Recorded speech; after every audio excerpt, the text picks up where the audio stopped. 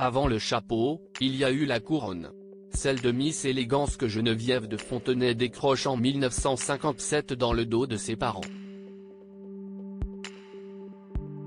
Mannequin Balenciaga, elle intègre le comité comme secrétaire générale en 1954 avant d'être élue. J'étais esthéticienne et il y avait l'élection de Miss Carnac. Je n'avais rien à faire. Si est-il comme ça que mon destin a basculé, raconte à Thierry Ardisson, dans l'émission Tout le monde en parle, la femme d'affaires qui s'est éteinte à l'âge de 90 ans, dans la soirée du mardi 1er août.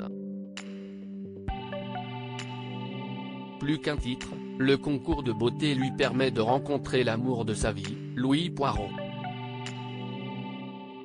Avec le délégué général du comité Miss France, elle donne naissance à Xavier et Ludovic. Je me suis occupé de son premier petit garçon, Patrick. C'était un homme extraordinaire, nous avons mené une vie de bohème, se souvenait Geneviève de Fontenay qui quelques années plus tard affronte les drames de sa vie. Le 30 mars 1981, son épouse s'éteint. 3 ans après, son aîné, maniaco-dépressif, se donne la mort à l'âge de 30 ans. Supérieur à ces tragiques décès de personnalités qui ont déjà marqué l'année 2023. Pourquoi Geneviève de Fontenay a quitté Miss France? Dès lors, Geneviève de Fontenay s'investit dans l'entreprise avec son cadet faisant du concours un événement incontournable devenu un rendez-vous annuel diffusé sur TF1.